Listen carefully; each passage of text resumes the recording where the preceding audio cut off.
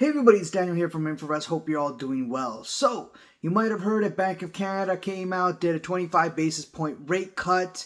We are sitting around now 4.5%. The realtors, the mortgage brokers must be all happy, going out, telling you. Actually, we did hear from a realtor on one of the news channels talking about how the summer market and next year's summer market in 2025 is going to be booming. That's for sure. You know, real estate prices are going to be skyrocketing. So buy, buy, buy. Is that true? Now, what did Macklem say, right? The head of Bank of Canada. He did come out and say that the consensus was that we did want to cut rates, and they did so. But he did say that his policy needs to be symmetric. It's still dependent on the path of inflation. If it continues to go down and down and down, then yes, you can get rate cuts to continue. However, coupled with lower rate cuts, which Macklem and the realtors and the mortgage agents out there are not telling you, is that the reason we're seeing that and the reason we're seeing the rate cuts is because that lower inflation is coupled with weak demand. And that's what Macklem said. Not just what I said over there. Macklem did not say, let me clarify, Macklem did not say we're getting weak inflation because of weak demand. Right? He did not say that explicitly, but he's saying that yes, there some of the contributing factors to the lower inflation and some of the things out there is that we are seeing weak demand. We are seeing the job market showing weakness. Immigrants, young workers unable to find jobs. Macklem did say that. Did talk about also the supply inventory that is starting to creep up higher and higher, and that he doesn't want to see excess supply or too much of it, and doesn't want to see inflation too way below the inflation target. Basically signaling to you that, hey, yes, demand is weakening. We're seeing weakness in the economy. You know, the consumers who are spending, he did come out and say there's weakness there as well. And consumers are spending less, especially at, groceries and so on. And although inflation has still not hit the target, he did say that hopefully these rate cuts, actually he didn't use the word hopefully, he said these rate cuts should eventually help the consumer when it comes to their spending habits and when they go for their grocery shopping and what have you.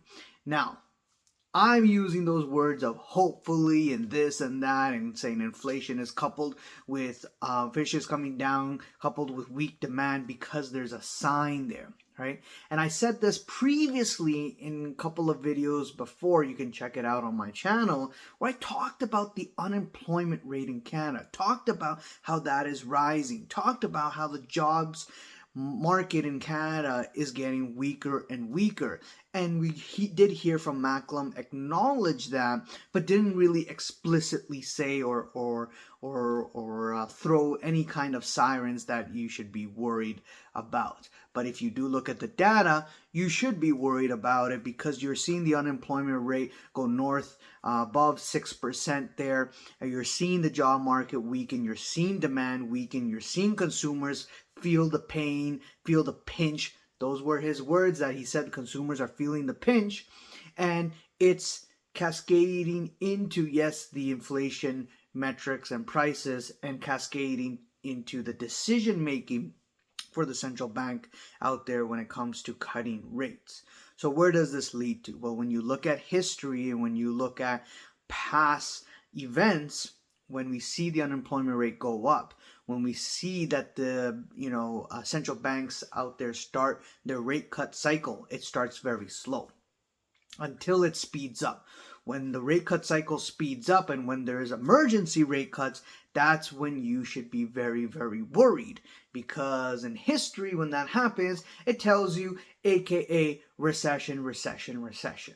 Now, south of the border, US, America, hasn't cut rates yet. And Macklem mentioned that there's this divergence there. Although he sees that eventually that divergence will narrow and it won't widen that much, But yes, Canada was one of the first countries out there to be cutting rates, and eventually he expects that the U.S. to do the same. There's some talks that we could see a rate cut in America in September. There's actually reports coming out today that certain Fed members, such as Dudley, coming out and talking about that he sees potential rate cut sooner than later. And now you have speculation in the markets that could they do, the U.S. do a surprise rate cut in next week, actually, because that's when the Fed comes. We'll have to see. When we look at the yield curve, we look at the U.S. yield curve spiking up today, probably on those comments. We saw also Canadian yield curve starting to spike up. So these are all signs that yes, rate cuts are happening, but they're happening because the demand is weakening, because there's issues in the labor market. And when we put history together, when we look at past history, we tend to see where this leads to.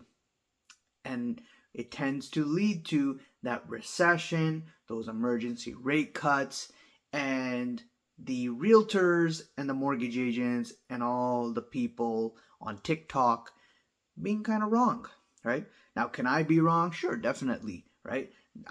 This is all an odds and probabilities game as well, right? I can't be 100% perfect, but when you put all the data together, when you compile it all together, you see in history that 9 out of 10 times we do get that recession, especially after a massive rate hike cycle, especially after the curve being inverted for quite some time, especially when the unemployment rate goes up more than 0.5%.